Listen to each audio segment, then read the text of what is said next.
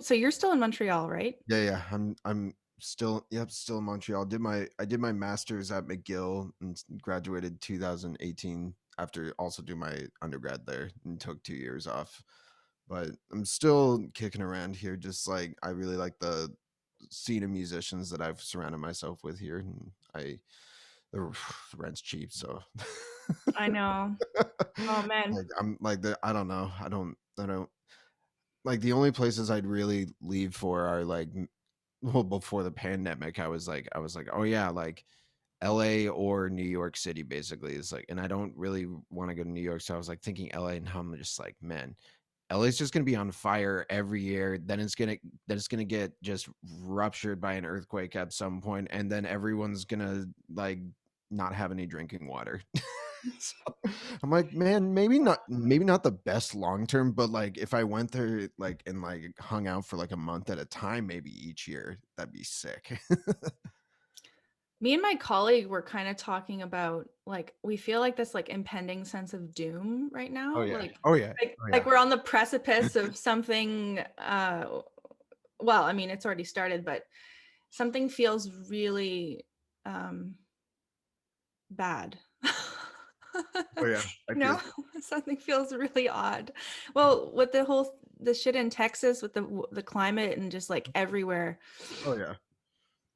Yeah, Um, no, that's it kind of changes the way you like I guess even like just like the way you're like thinking about the future, even just being as like the way at least I keep thinking about it's just like fuck, well, if all this terrible shit's gonna be going down, like I might as well just do what I want.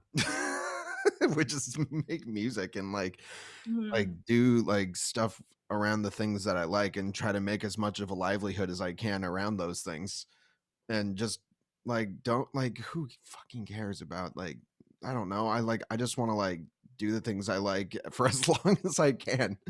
Like I don't know. It just gets me thinking back to like what do I like to do with my time in my life? So I'm just gonna do those things. So, Mhm. and music brings me an immense amount of joy. Like I just played with my friend Sean Allison the other day, like 2 days ago, I think 2 or 3 days ago. It was the first time I'd played with like another human since October when I played my Lawful Citizen stream show for Off Jazz Festival, and I was just like October 2020 or 20 or 2020, 9 20, 2020. yeah. So I was just so it'd been like 4 months since I'd played with like anyone or just like, and it just like you're just like we just like did some free improvisation together, and it was just like probably like about 20 minutes the first round. I was just like after I was just like, holy crap. Like my it's like my brain had been like awoken again. Like in like Mhm. the sense, I don't know. It was just like that adrenaline you get, that certain shot of adrenaline you get from playing music. I don't know. It's like just like I was like, ah, there it is again, almost, like Mhm. yeah, I don't know. My brain lives for that sort of shit, especially as someone with like ADHD and stuff like that. It's like I feel like my brain just like lives for like those like shots of like music adrenaline.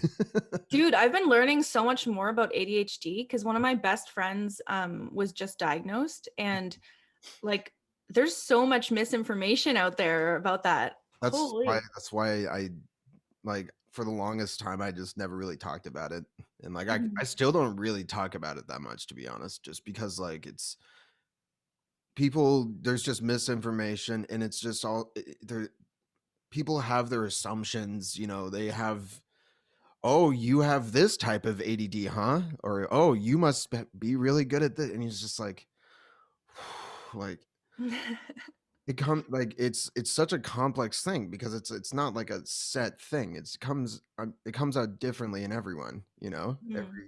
every case of is it even between like between genders and like whatnot, there's like it comes out differently in women than it does in men, and Mhm. there's all sorts of different things that it can be triggered by or just be like how it can come out in someone or like the level of which it can come out in someone, so it's just like I don't know, it's just there's yeah, I don't know, there's just so much misinformation about it, and I think that it's starting to people are talking more openly about stuff because of so much more of like talking about mental health and stuff like that. Mhm. So it seems like people are at least like talking more openly about their experiences with it, which is, I don't know. I think for a lot of my life, I felt because I was diagnosed when like second grade, maybe. I've been on it like I've been on and off like different medications. I was on Adderall for the longest time, and like all through college and stuff of it, I was kind of taking it on and off. When I and then like 2016, I just stopped altogether. I was just like, "Fuck this!" like, Mhm. Yeah. I'm tired of putting this shit in my body, and like it makes me feel. It doesn't make me feel good. I was The like, meds. yeah, I was just Yeah. like, I feel like a robot, and I don't feel like myself, and I'm not like fun. I'm not having fun, you know? It's like I wanna have fun doing the things I do, you know? Like, even if, like, it may take me a little longer and, like, a bit of a meander to get somewhere, I'll still end up where I'm supposed to be going, you know? Mhm. You know? I don't know.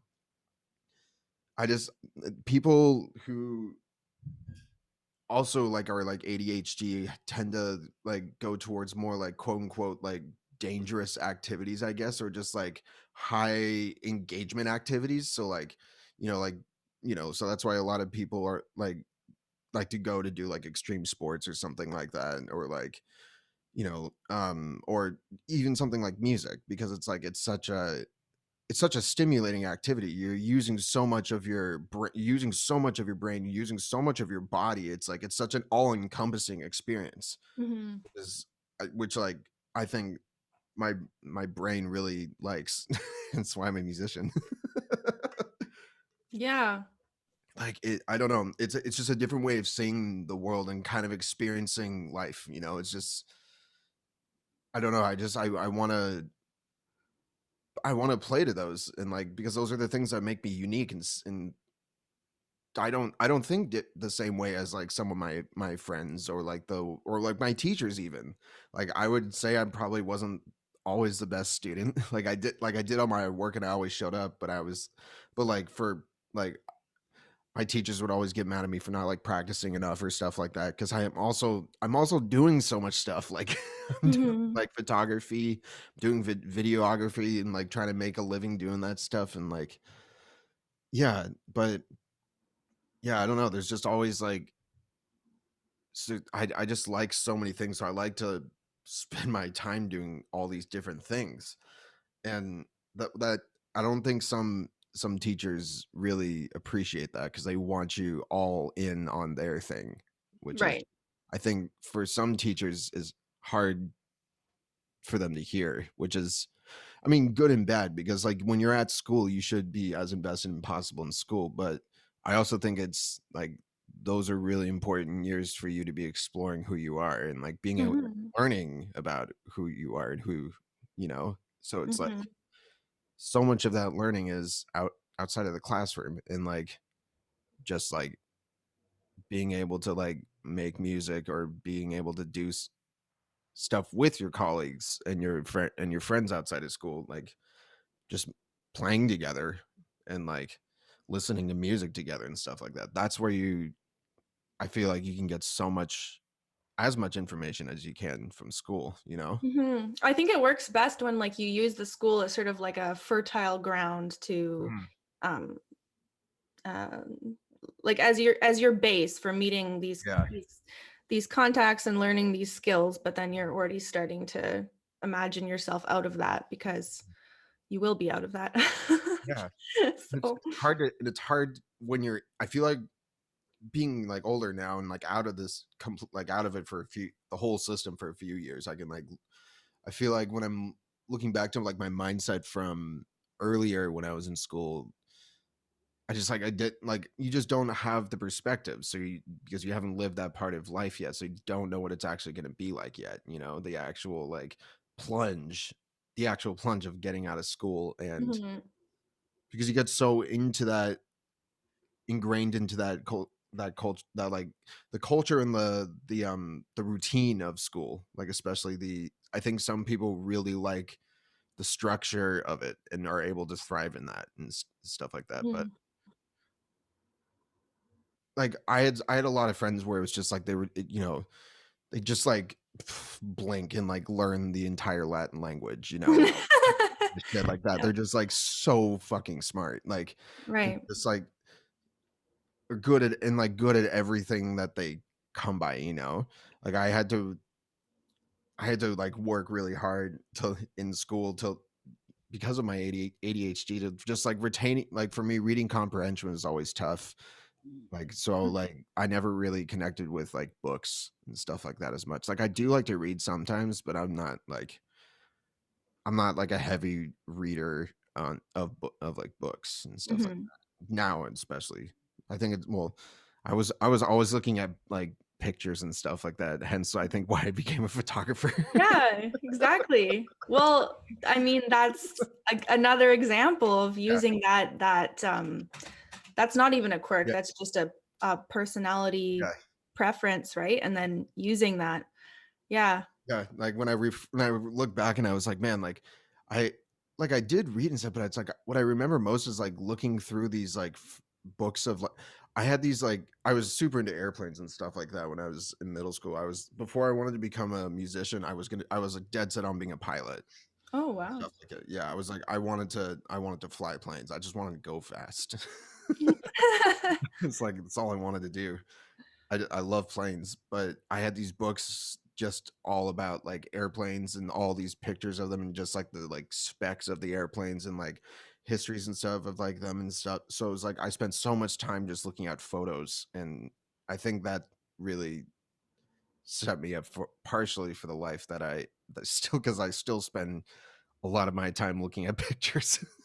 Yeah. Cool. Mhm. So how did you get into the photography and videography thing? Because I know Mhm. that's really big for you, right? Yeah. Um, I started photography in high school because of I had a really good teacher there named Mr. Lou, and he was just like just one of those teachers that, you know, are super chill and super cool, Mhm. like super real, like and like super great guy. And was he saw that I was like he also liked cars and stuff like that too. So he was like telling me more about like different car stuff, and we would like and like I obviously was like gave a shit in class, which like 70% of high school kids won't. Mhm. He's like biggest thing was just like dealing with kids that are just not giving a shit. They're just taking that class because they have to, you know, or whatever. But yeah, he he really got me on a good path of photography, and then it just kind of went from there for me. After I shot my first roll of film, I was just like, oh man, this is fun. Like I wish I still sometimes I still wish I had that feeling again of like that first roll of film that you get developed and you're like, "Oh my god, like look at these photos that I took. Like what? Like look how cool these look." And then Yeah. suddenly it's just like boom. It is so much more satisfying than digital, in my opinion, Oh in yeah. my Oh yeah. humble. I don't have I wish sometimes I wish I had more of that kind of obsessive quality about something, you know? Like I find I'll get really like into one topic and like go deep into that, but then I'll get interested in something else. Um, Yeah. Yeah, no, I feel you that. know? So, yeah. I really like to like jump around to new things a lot too and like kind of like figure things out, you know. It's there's like it's cool to I think it's super cool to get super deep on one subject too, though. You know, there's so many valid ways of going about life. A life Yeah. of music is whatever you want it to be. So it's like I feel like I want to go and do as I my whole goal, especially right now, I think as a musician, is to just be able to be in almost any musical situation and be able to contribute something meaningful. Like if I can like very much so right now I want to work with like rappers and producers and like I'm Mm, starting to do that more. But it's like for that it's like I want to be like I really want to be in those sort of situations more like that.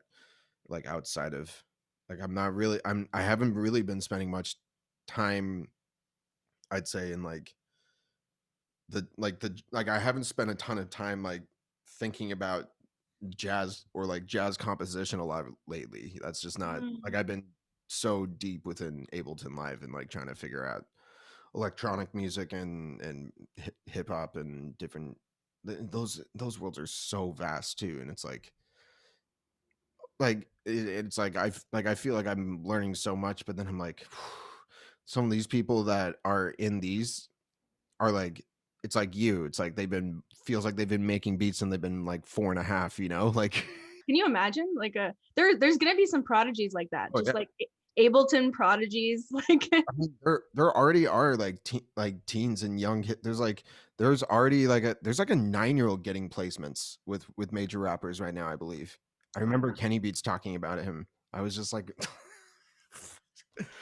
like if a 9-year-old can be getting placements, then like what are you waiting for? Like like yeah. like I can do that too then, you know, like if I really put my mind to it and work hard, you know, and Right. like get and really like make the and try to meet the right people because that's also a really important step is like knowing the right people and being in the right places at the right time, which is not really something you can learn. What how much does personality have to do with success in this field? What do you think? I think in I think within like being a producer and stuff like that and being in more of like a hip hop world and stuff like that, I think well I'm gonna say overall yes. I think it's super important that well you gotta be cool like to be around in music. Like if you're gonna be working with people in any musical context, you gotta be chill. You gotta be nice.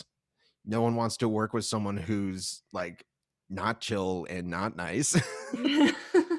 Like those are like if you're rehearsing with music and someone's just being like a huge dick to someone else, it's no fun, you know? Or like like we're all in this together. This is all music and we're gonna do our best together. We gotta, I don't know. I feel like that sort of stuff really can take away the joy of music. Like people can be there for the wrong reasons and just not contribute meaningfully. And I really want to be able to be in these musical situations where everyone's like so deeply invested in the project and everyone's like just like tunnel vision like we're all in this together to make the best product we can because music's communal, it should be everyone that- that's my favorite part about music is being able to work with other people too, like Mhm. like being able to do music by yourself I think at home has been really really important for me because I was able to do my whole record at home during the pandemic and not I didn't spend a single day in the studio for that record. Yeah, I was gonna ask you. So I listened to it. It's really awesome. It's Oh, thank super you. cool. Yeah. Okay, so the circumstances were obviously like the inspiration was obviously, the pandemic and also this film that I haven't seen, right?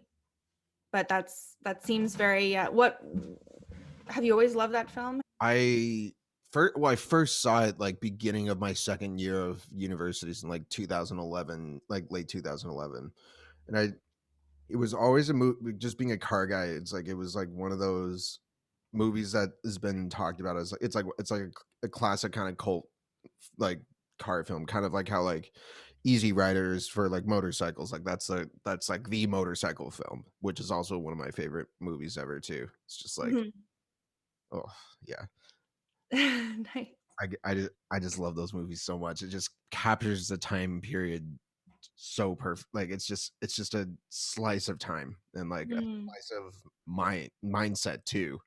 That just like it's so hard to even like find these days, like in 2021. But anyways, yeah, Vanishing Point's a I really connected with that film when I saw it for the first time. I was just like it just yeah, just like the whole idea of like just running from the cops and like just like this whole like big like run of like this like last bastion of like of like true freedom, like just like people that help him along the way on the journey and like and it's like yeah I don't know, just like the whole and it's all shot in like desert Nevada and like and like just like the most desolate parts of the US. Just like it's just like some of my favorite, most inspiring part of like like I love that whole American Southwest like desert. Like that's just some of my favorite shit ever.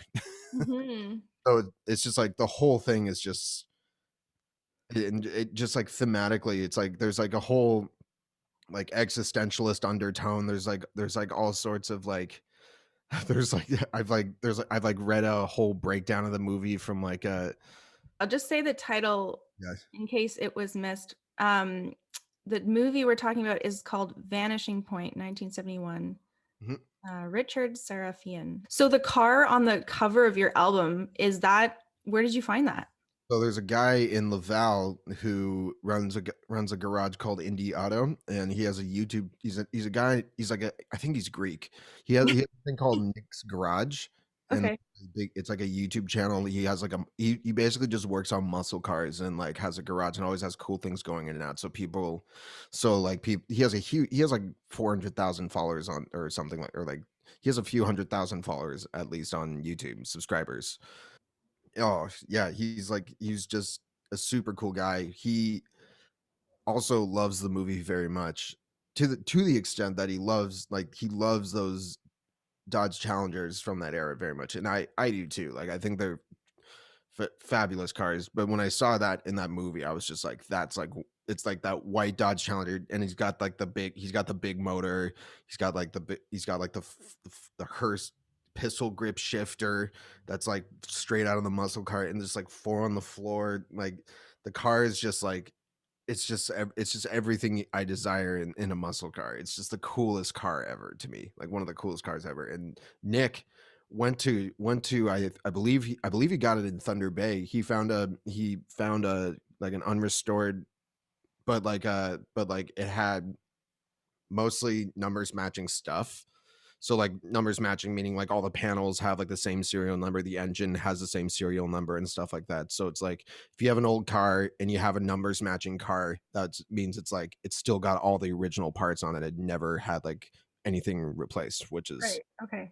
which is means it's like that's very dope. Like so he went and bought this Challenger in Thunder Bay and then brought it all the way back to Laval and he restored the car himself and like put it like yeah, and it's just a flawless like basically a copy of the car from the movie. Like white paint. He has the 440 V8 in it. Like he has the Hearst pistol shifter, like everything, and he has there's a little light, and it's like all these little details in the car that like they don't that just aren't like a thing now, and that's part of so much of the fun of the car too is like there's like when you open the trunk there's like a little light bulb with like just a wire coming out of it on the back trunk. If you look on the album cover you can kind of see it illuminating the lid, but it's like a little light like that is like super interesting. And like it's there's like a little like extinguisher in the back, there's like a spare tire, but it's all matching, and it's like spotless. It's unbelievable. But Wow. he drives the shit out of it though too. He like like if you hear at the end of the song Kowalski, that's his car. We sampled him like doing a like doing a he as he was like leaving from where we did the photo shoot at, it's like he just did a burnout leaving and it was like it was next to a prison also. My dad's the whole reason why I like cars and motorcycles so much. I got music and creative stuff from my mom and I got all the cars and stuff from my dad. But my dad told me about Nick's channel. He'd seen some of his videos and he's like, I think this guy's in Montreal. And I was like, oh shit. And this guy looks cool. And then I found eventually that he had, and I found those videos. I was like, oh wait, he has a vanishing point challenger. And then eventually I was thinking of like what I wanted to do for this project. I wanted to like have a car on the cover, and I was like, oh shit, like because like so much of this music is like sounds so much of like I don't know, like I'm always influenced by Vanishing Point in like different small ways here and there, like through the way I like if I could do music video, I would shoot in the desert. If I could do like, you know, like the music in that film also is just it's so good. Like the soundtrack is enough to watch the movie. But yeah, I just basically ended up emailing him, was just like, I would really love it if I explained to him, like, kind of I would love to be able to tie in some things from Vanishing Point. Would you be down? Like, like, here's my number. Give me a call if you want to. If you and I'm like, oh man, like, will I ever even get an email back? Literally, like 2 hours later, I get a call. It's like, hello, Nick, Nick's garage. I'm like, oh, shit. I'm like, oh shit. What up? What's up, Nick? Yeah, he was like super down with it and like super no questions asked, just like, yeah, let's do it.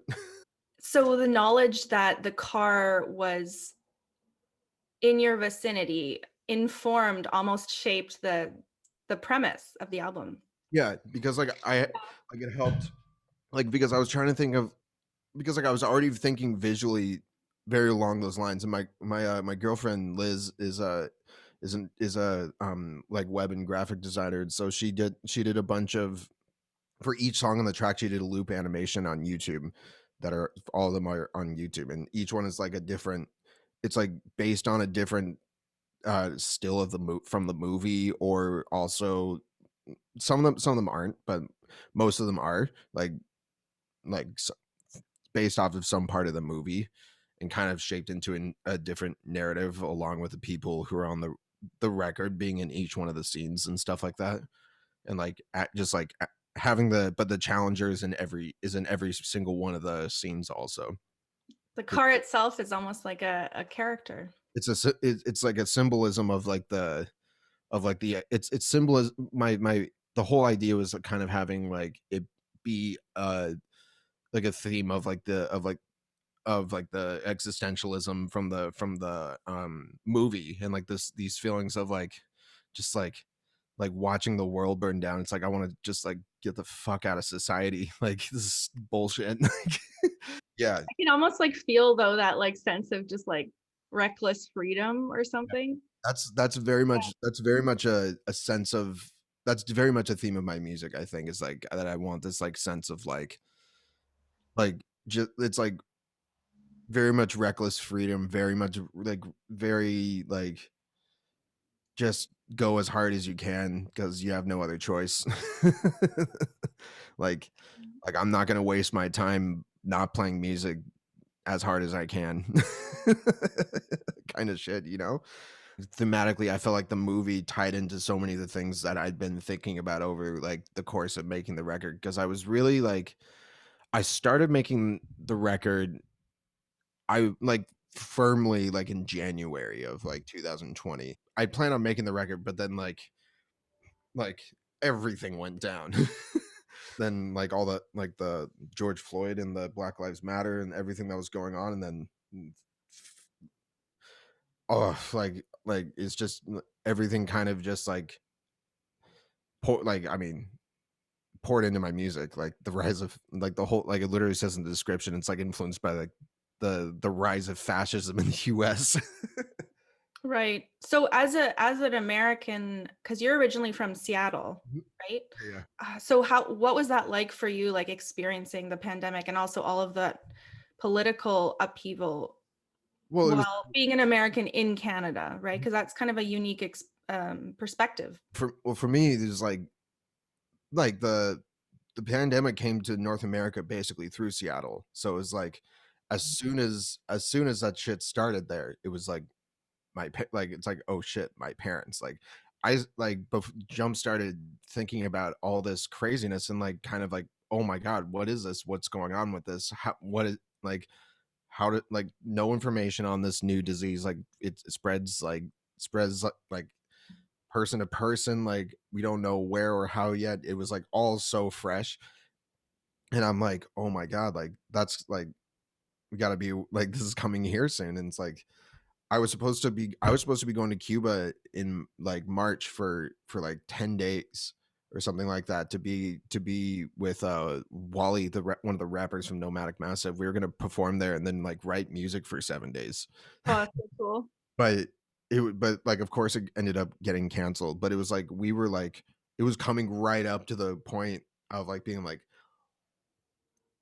this, like I don't no, we should do this. And then eventually it like got canceled. So then I was like, okay, well, my my concern was correct. So in the end it was okay. But yeah, I don't know. It's just like everything unfolded from early there. So I felt like I got a perspective or of like what was to come at least to Montreal and to like well, obviously there'd been we'd known what was going on in like Italy and whatnot, and like in China and like how it was spreading a kind of across and like how it was really affecting certain places.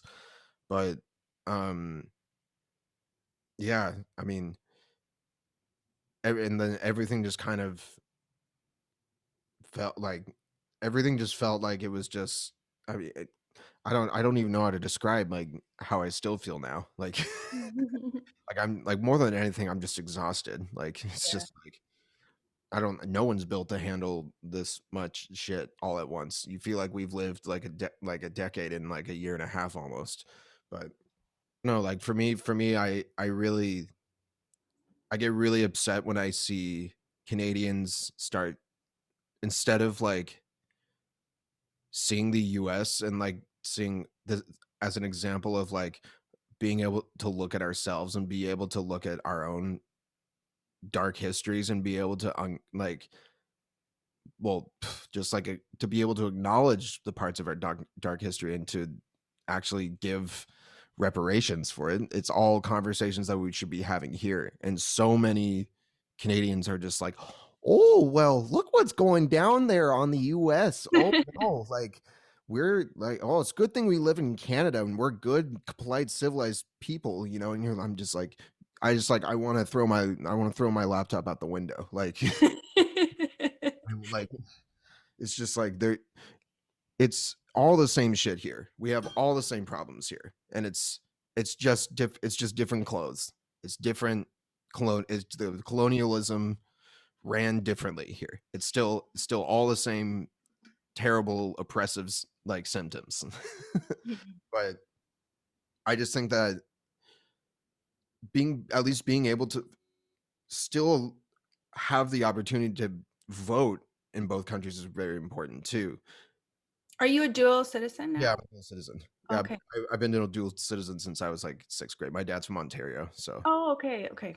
I looked out with So you're pretty much Canadian. I'm I'm definitely I well, it's funny you say that.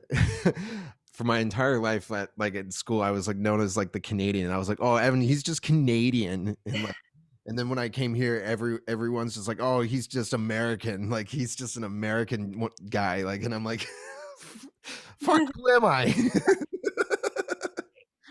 I vote in every election that I can, but then it's also deeply draining because you have all these like these political circles that you have to you have to pay attention to and like try to understand what's going on to at least make Right. somewhat of an informed decision. Yeah, And then yeah. you're like, wow, holy shit, every single one of these systems is absolutely beyond fucked. Like we there's like a lot of these are like beyond repair and we have to figure out what to do now because it's there's no normal that we're going to return to from here Right. as a society. There's no normal that we're going back to. We're creating a new normal from here, which is whoa, there's he's using it. He said the title of his album in the movie, you know, like you can't like if you're ignoring it or you're just like trying to go I don't know, like you can't go about life the same way ever again. Like Mhm. it's permanently changed everything and it's kind of unclear how we're going to go how we're going to go forward with a lot of stuff too. Right. But seems like many politicians and especially the new government in the US are still just pushing for same old bullshit. So we're gonna, I think, still be in quite a bit of a people's struggle from here on out. I think probably almost forever unless we get the right people into office and get the right rules in place to get money out of politics and whatnot. But you know, like all this is there's just so much that we can do in both sides of the border and like who we elect and especially here in Canadian politics because like whew, Canadian politics are dry and boring. They are not interesting, but they are No. still very important. Like, Yeah. not it's theater, it's Mhm. theater for a lot of Canadians, is what I would call it, I think. And and just people fail to address what horrible things are going on here and tend to turn a blind eye to it because they just like, "Oh, we're good here. Look at how bad it is there." And it's like, "Well, that's the worst comparison you could possibly make." It's like, here's this terrible, like like the lowest bar possible you could possibly have. You know? So how did all of this affect your music making and influence your the creation of this album? Oh, man. I gotta say making this record was not easy. Just, like, staying in, like I don't know, just, like, staying consistent was really tough, especially. Having the record and the pressure of having to, like, finish it with, like, somewhat of an idea of a deadline always helps me in the way I work. Like, because if I don't have a deadline, I won't start something. But, it just, like I don't know, it was just so tough to some days to just even like I don't know, I just as a creative person too, I have really up and down days with the way with my creation because there's like some days where I just like I can't. I hate everything I'm doing. I hate all my ideas. My chords suck. My I can't play drums. I go and then I just like feel like ass. So then instead I just like then like well, I mean some days then I'm like I make 3 beats in a day and I'm like, "Yeah, yeah," like, I'm "Fuck yeah," like, I'm the best, like, I'm not like I'm the best, but, like, I can do anything, I can do anything, like, kinda more like that, and you're just like so it's like a real like it was like a real up and down roller coaster ride of that, I think, throughout the whole pandemic, and then that was another thing for me was, like, choosing who to collaborate with, like, I just would second guess myself into oblivion and just, like, take way too long to make decisions. So, that's something I'm gonna try to, I think, get better with for my next record is just, like, be a little more decisive in with certain things and like try to trust myself more. Also, just be more confident in my own abilities and stuff like this, and like don't like put myself down and stuff, and like which is excruciatingly hard as a musician because we're all so self critical and like I want to hold myself up to a very high standard, but there's such a difference between like like like just constantly telling yourself that you suck and then or just like you got to learn how to you got to learn how to be patient with yourself and to like you know trust the process. I like if I make the music that I'm happy with, I'm happy, and if I'm really hope that other people are able to like connect with it and be able to feel something from it, then Mhm. I feel good. I love to collaborate openly with people. So it's like with these tracks especially, I was just like it's as much of those people's record too. Like cuz they like everyone who's on the record like made their mark. Like it's not it's a group effort more than anything. It's like it's a community record. That's what I think is the most like what we've talked about. It's like how important like just playing music with people is, how important community is within music. It's been super fun connecting, reconnecting. Hell So yeah. Thanks for having thanks me. so much, Evan. Of course.